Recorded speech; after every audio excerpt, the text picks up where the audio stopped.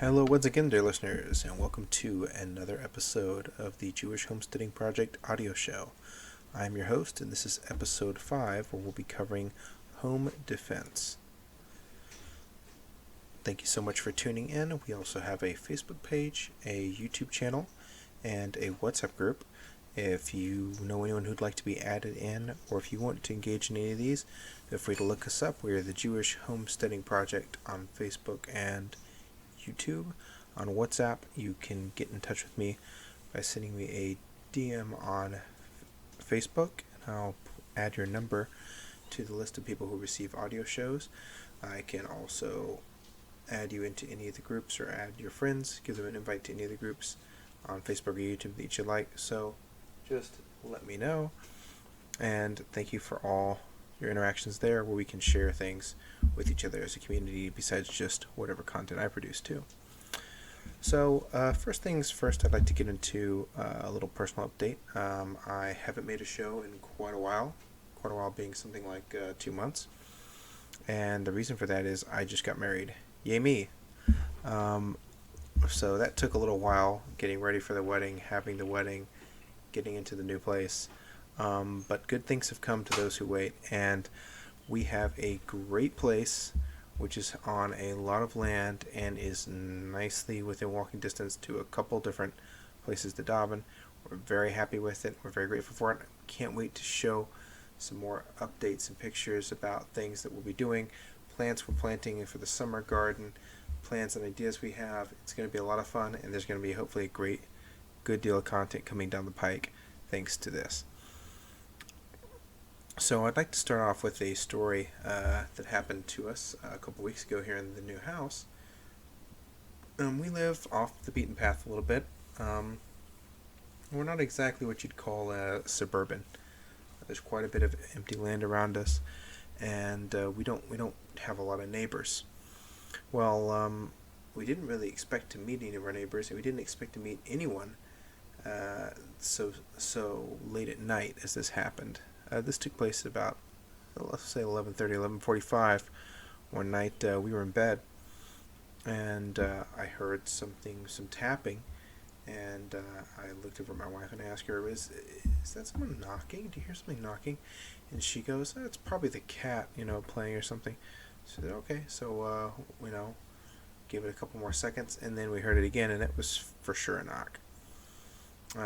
So I, of course, reached over to the side of the bed and took up my .44 Magnum lever gun and sort of decided what to do. So I walked out of the room, opened the bedroom door into the main part of the house, and I, at this point, reached over and saw the light was on in the room. So I reached over and turned off that light. So there's basically only one light in the house, and it wasn't behind me. It was sort of like off to the side. And I took up a position which you're going to see marked on the picture if you're watching the video on YouTube.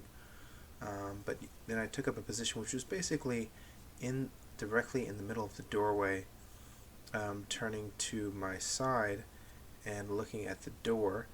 I put the gun at the ready, and I called out, speak up on the porch, because I assumed that whoever was knocking, was still there. And a fellow answered me, and he told me a little story about how he had a fight with his girlfriend, and he needed a ride, and he wanted to come inside and make a call. So I sort of listened to that, and I looked back into the room at my wife, and she brought me my phone. And she said, well, what do you want to do? And I'm like, well, he's not coming in here. So I called back, answered him, said, hey, I don't know about coming in to make a call, but if you want me to call somebody for you, I'm happy to dial a number. At this point, I haven't moved from where I am in the doorway, looking to my left towards the front door. And I can see that he's kind of outside, like walking back and forth on the porch. And he says, well, could you bring the phone over to the door, and I'll talk to it out here. And I said, that's not going to happen, buddy. I said, if you have a number, I'll call it for you. And he went on, oh, maybe you could bring it to the window and put it on speaker and I could talk to the window. And I said, look, that's not going to happen, and I'm armed. So if you want me to make a call, tell me the number. I'm happy to call somebody for you. But other than that, you need to move on. So he agreed. He gave me a phone number. I called a couple numbers for him. Nobody picked up because, would you pick up a strange phone, in the middle of the night? Nobody picked up, and I gave him directions to the nearby area, which would be open 24 hours a day with, lighting and employees where he could go. Said you can walk over there, and maybe they'll help you out. So I sent him on like a 15-minute walk down to that place. Afterwards, we sort of calmed down a little bit. We got a call back from one of the numbers, found out from his relatives that he's a druggie, and the first question they asked was he high? When I told them why I had called.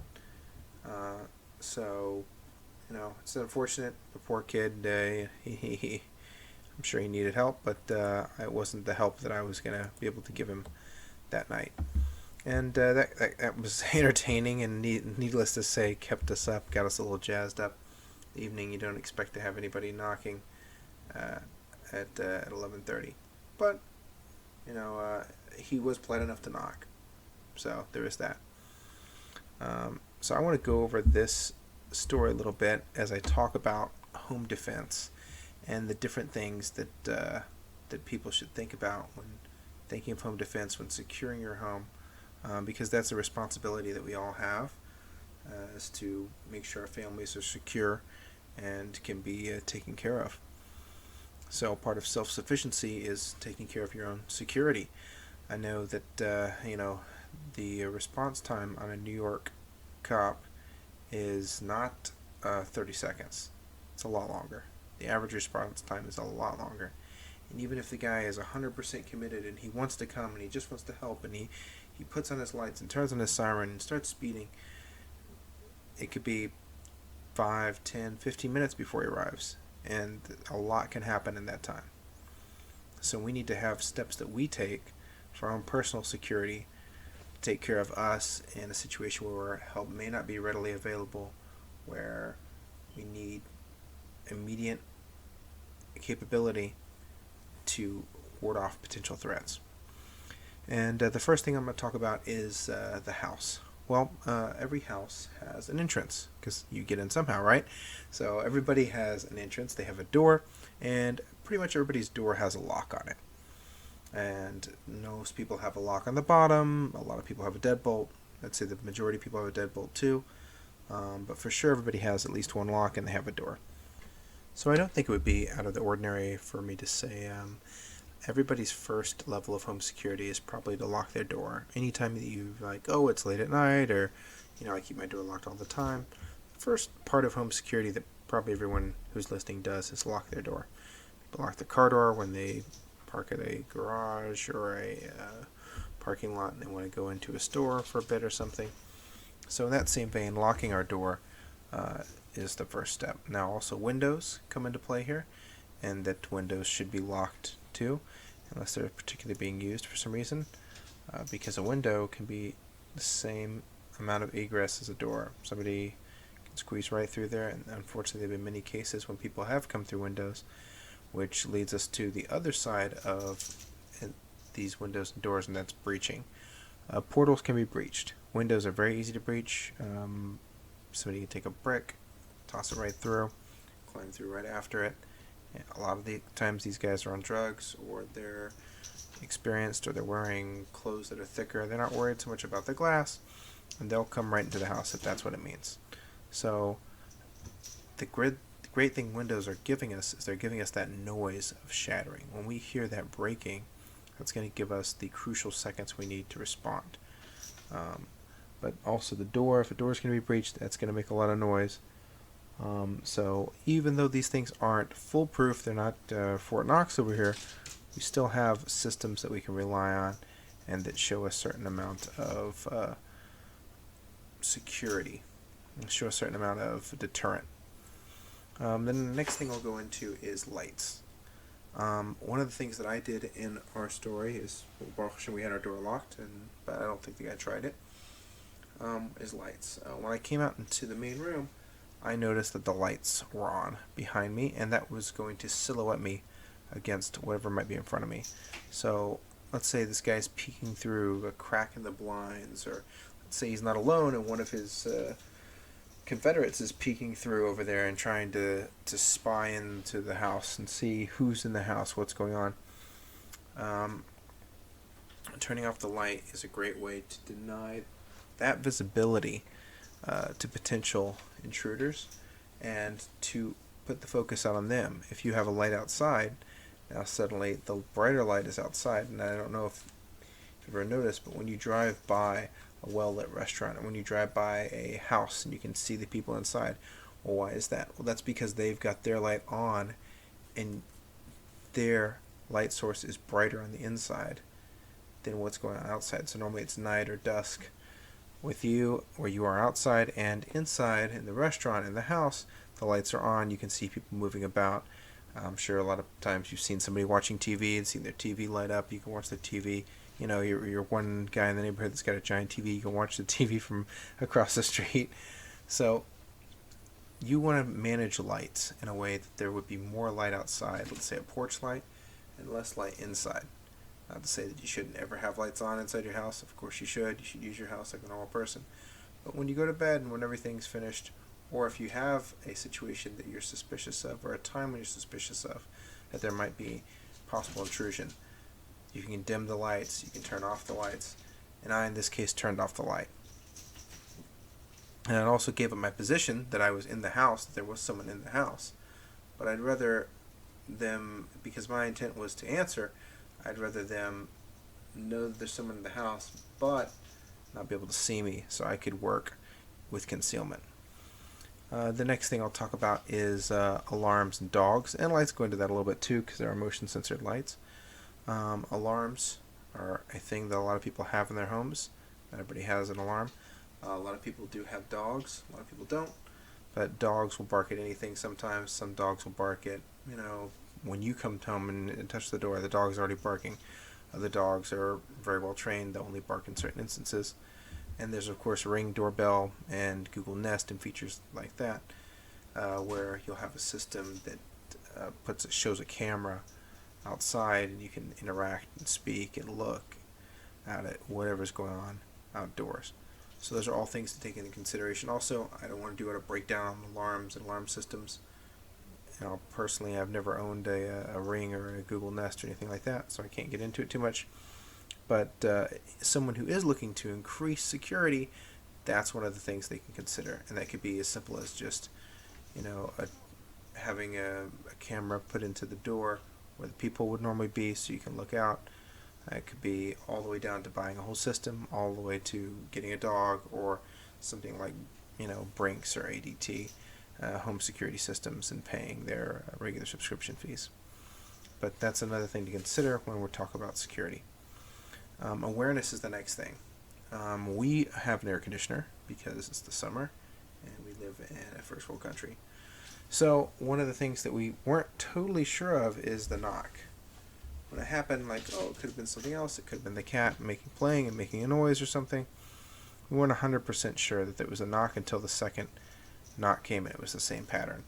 So awareness is something you can work on about, noticing these things. If you're someone that doesn't notice noises, if you're someone who has a lot of background going on, if you have your headphones plugged in, know that when you have your headphones plugged in, you're not going to be able to hear. So if I want to sit down and watch a movie with my headphones, well, maybe I should make sure the door's locked. Maybe I should turn on the alarm or something if I'm worried about something like that.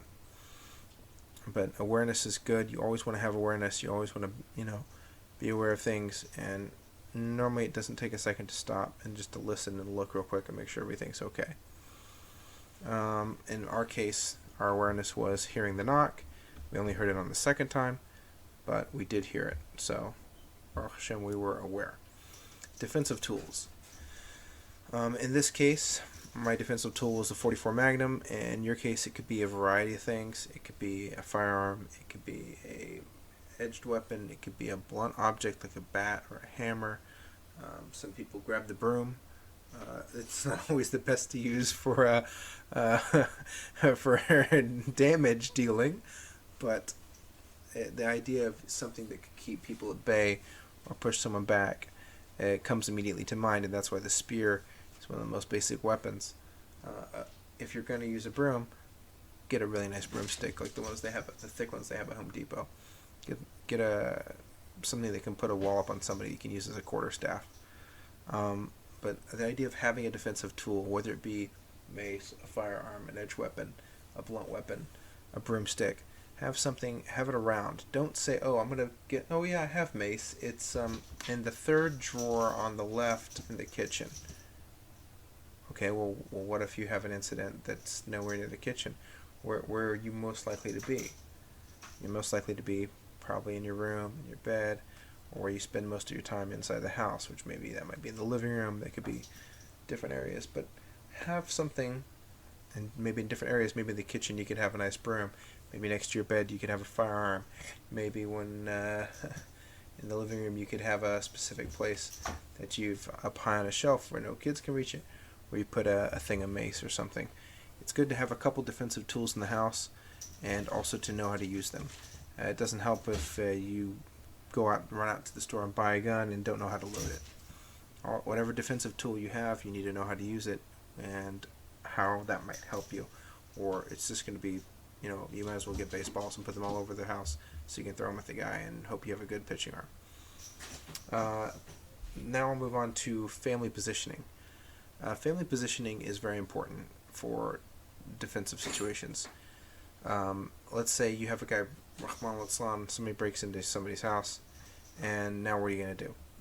Well, where is this guy?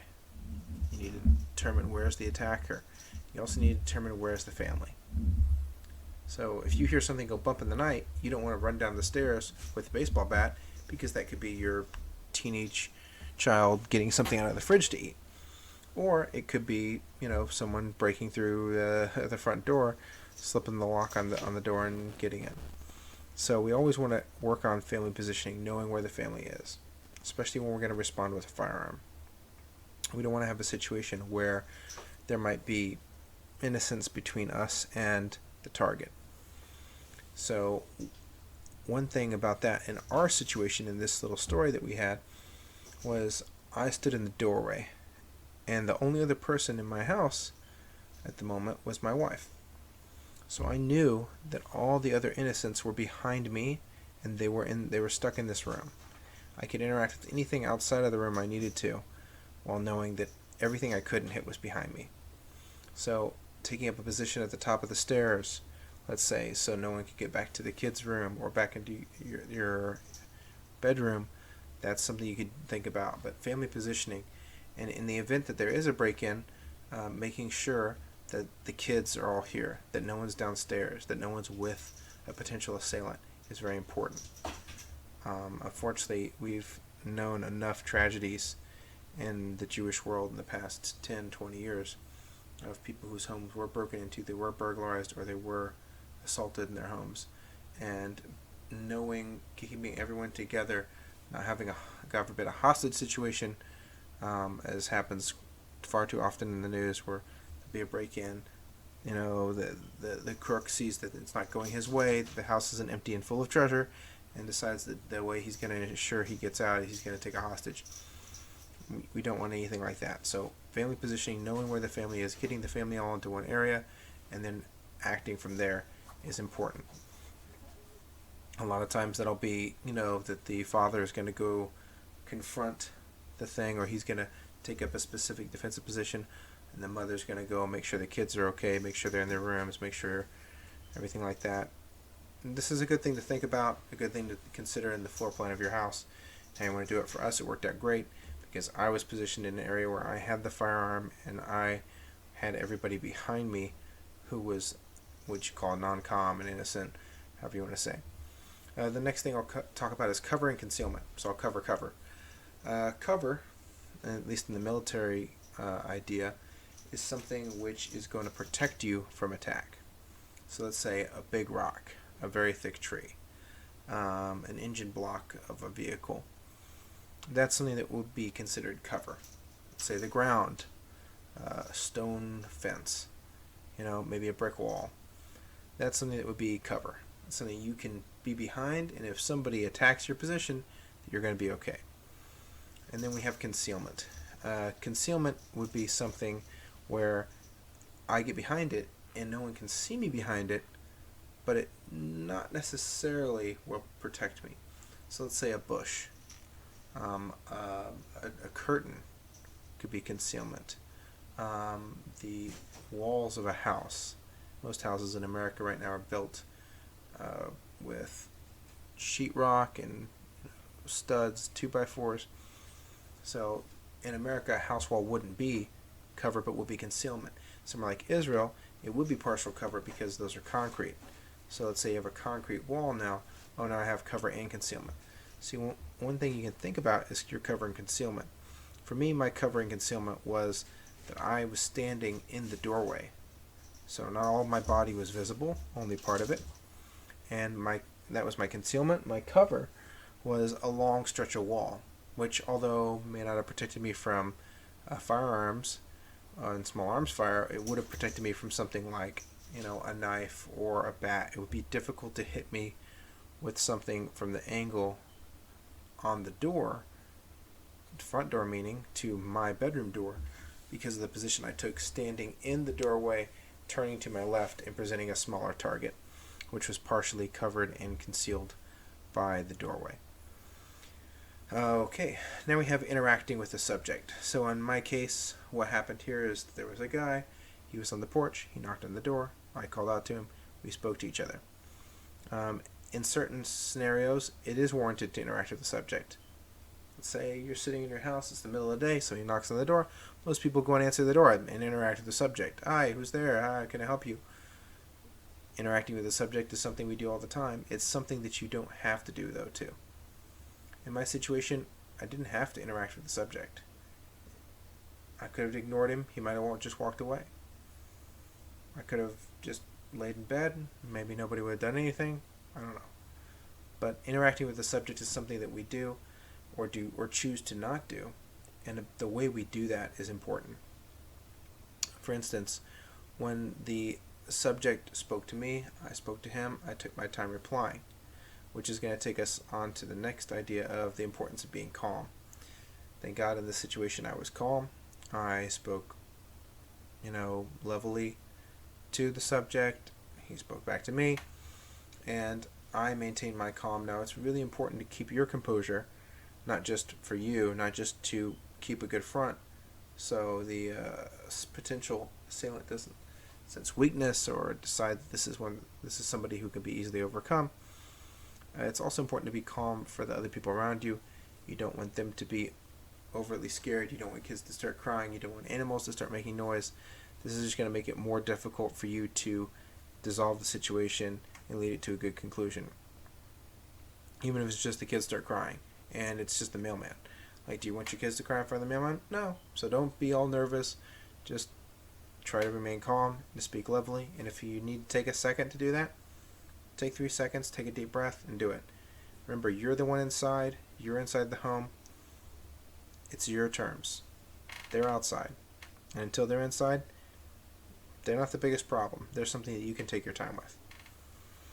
Also, don't be led or don't be forced to take risk or do anything you don't want to do. In this case, the subject repeatedly asked me to perform tasks that I decided were not appropriate for that situation. He asked for me to come to the door at 11:45 at night with a person I don't know on my front porch who might be armed, he might be with others. That's not something I need to do. I don't have to come answer my door just because some guy walked down the street and knocked on it. I don't have to come out. I can stay right inside. I can call the police. I can wait. There's no pressure on me to do anything. Just because somebody needs something or wants something, that doesn't mean you have to do it right away. We can take our time. Unfortunately, some people will break into homes by knocking on doors saying, oh, my buddy's hurt, he needs help, I need bandages, there's been a car accident, he's bleeding, whatever the situation is. And people will open the door just to have the assailant come in, break into the house, attack the homeowner. That's not something we want to have happen. If somebody starts talking to you, if somebody says, do things for me, do this for me, let me in, let me do this, you don't have to do that. You can take a second, you can step back, decide whether this is something you want to do. Just say, oh, you really got to let me in, oh, somebody's following me, whatever. Okay, no, somebody's following you, great. Stay on the porch, I turned the light on, I'm calling the police right now. No, you don't understand, they're following me, they're chasing me. I understand they're following you. You can sit right here on my porch. Don't worry. You're on my porch. I'm calling the cops. They're on their way. You can stay here. You're in a well-lit area. You can if you want to keep talking to me, makes you feel better, keep talking to me. And they say, oh, but you have to let me in. I don't have to do anything. And I don't know who you are, and I don't know what's going on. We're going to do this. In my situation, I repeatedly denied the subject's request to come to the door or to allow him to come inside. I was not going to do that. I was not prepared to let him in, and I didn't know who he was. And turned out he was on drugs, probably, which may have been totally harmless or might have been totally harmful. We don't know. But there was no necessity to let him in. I didn't let him in. I was still able to help him. I still made phone calls for him, and those still went through. The same thing that he could have done, he did in a much safer way for me. The next thing I'm going to go on to is legality. Legality, unfortunately, is something that we have to take into consideration, and it's not something that I can tell everybody because everyone lives in different places. I can say, though, that most places like England and America will have some sort of castle doctrine, which is a law that says a person in their own home may defend themselves, with including deadly force. If someone breaks into my home, they start attacking me, and I have reason to believe that my life's in danger, I don't have what's called legally a duty to retreat. I don't have to fall back to another position or try to run away. I can remain where I am, and I can engage the assailant with including deadly force. But that's not always going to be legally the case. There are times, for instance, when you might be at a ball game, let's say, or at the supermarket, and somebody starts hitting you. And let's say you reach over, grab the bat that's on the shelf, and whack the guy on the head. He hits you 4 times, and you hit him once. He falls, he hits his head on the ground, he perishes. Well, you might be looking at a manslaughter or murder 2 charge in some places because you responded with unequal force. The individual passed away, you could have run away, you had a duty to retreat, you didn't fulfill that duty. So we do have to think a little bit about legality in certain circumstances. Also, if there's a guy pacing out on your front porch and you blast him through the window because, he smarts off to you, well, that's going to land you in jail, and rightfully so. These are these are things that we need to consider, is that all of our responses should think about legality. Also, if in some places it could be the case that by treating other people, by letting them in, by doing certain things, you're going to open yourself up to other legal issues. Like if somebody comes in and says, oh, I'm hurt, and you try to give them something. Say a guy comes in and says, oh, my friend feels really bad, she's sick, her head hurts, and you say, oh, I'm going to give them Advil or Tylenol or some sort of painkiller. What if they're allergic to that? What if they have allergic reaction? What if there's medical complications? You could be looking at a civil suit in certain places and say, hey, you didn't have to give them that. You took certain liabilities when you did, and now they might come back to bite you. So legality is something that you should consider. Also, some people think they're going to go Rambo over here, and they're going to plant some sort of trap. They're going to have a system where if they don't like the guy, they'll pull a thing and something will fall and whack him on the head. Well, that's terribly illegal in most places. So you got to know your laws, and you got to know how that your response is something which is normal. In most cases, not opening your door is going to be considered a normal response. And I hope all cases, not letting someone breach your property is going to be something like that. In most cases, putting a trap for a guy who walks on your front porch and, pulling a lever and sending him down to alligator pit is not going to be legal. So consider a little bit the legality of your area, whether there's duty to retreat, what might be a proper and appropriate response. Obviously, anything to do with firearms too, that's going to be a situation where you want to think about legality. if you have certain weapons, are those weapons legal? Is it something you're allowed to use in self-defense? Is it not? It's all legality. Another thing is, your stuff is not worth your life. If there's a guy outside and he's stealing your barbecue grill, or he's taking your kid's bike, or he's going after the car, grabbing a baseball bat and running out there after him may not be the smartest thing to do. There could be more assailants than you know. He could be armed. He could be on drugs. It's not worth your life. So don't take a risk that could cost you. If somebody's going to get the barbecue grill, he's going to get the barbecue grill. And definitely don't walk out on the porch like the president said back, I can't remember how many years, and blow off 2 shots in the air. That sort of stuff will get you in trouble with the cops. Don't just run out there and start shooting shotgun shells everywhere. Just realize that your stuff is not worth your life. And if the guy's going to get, okay, the guy's downstairs, he's getting the computer, I'm upstairs, I have the kids, the wife and kids, we're okay, call the police, let them come, let them deal with it. Normally insurance is going to cover things like this, and even if it doesn't, it's not worth you going downstairs, getting in a fist fight with some guy, cracking your skull, and then you having to go to the hospital for stitches while he still got what he wanted anyway. So always consider that you don't want to put yourself in danger. You are your greatest asset. On that same vein, your family and your life is worth more than anything else, including the subject's life. If somebody comes in and they intend to do you harm, do not hesitate to defend yourself. Because you know what? There's a famous saying, and a lot of people say it, and it rings true, is I'd rather be judged by 12 than carried by 9. Much rather, or maybe it's carried by 6, I'd much rather be somebody who's alive and having problems with legality or something than somebody who's dead. Now, obviously, that's not the rule. You don't always just shoot everything that moves. You don't always call the cops every time the mailman tries to deliver something. If the postman comes, the pizza delivery guy comes up there, you don't call the cops and demand that they come shake him down. But we always want to remember that our lives and the lives of our families are worth more than anything else. So if we have to do something to defend that, if that means I have to take the frying pan and beat somebody over the head, so be it. If that means that I have to go in the back room, lock the door, get all the kids inside, and call the cops and let the guy raptors the house, okay, so be it. My family's life is more important than anything else, than any of my stuff, and than anybody who's outside. So that's always something that we want to keep in mind. A lot of people think that, yeah, maybe, whatever. When it comes down to it, they're very nervous to have a physical interaction with somebody. Unfortunately, there was a anti-Semitic attack that happened not too long ago this year, where an attacker came up on some Jewish people and began assaulting them.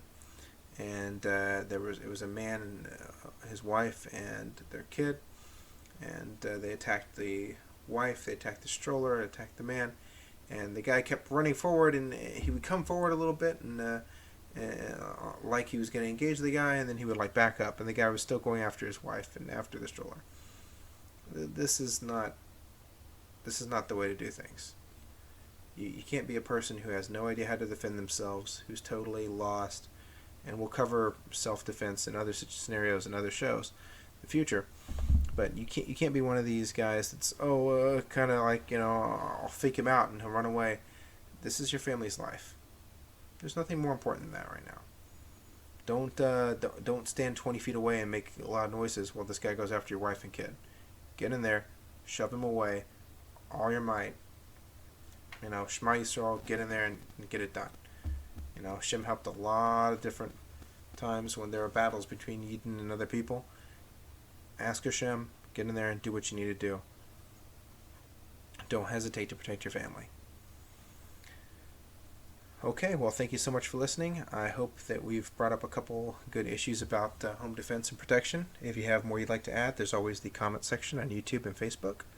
And we can always have comments drawn up from that, discussions, more things going on. You can ask questions about the show. We can answer them in the next show if there are any issues. And hopefully we'll have shows in the future that'll be detailing things like firearms, which ones are good, why you should own a firearm. Well, I think every person should have the ultimate ability to defend themselves, which is a firearm. Self-awareness on the street, protecting yourself in the street, good choices, the particularly anti-Semitic climate that we had this year that's still going on in some places, and what that means, and things that we can take to protect ourselves from incidents like we saw now in South Africa last year, with the George Floyd, whatever you want to call it, Black Lives Matter riots, all these different things, and what we can do to protect ourselves in all these situations. So everybody be safe, and keep tuned to the Jewish Homesteading Project. Like I said, on our Facebook, on our YouTube, on our audio shows, on our videos, and we will help you to stay on the derech while going off the grid.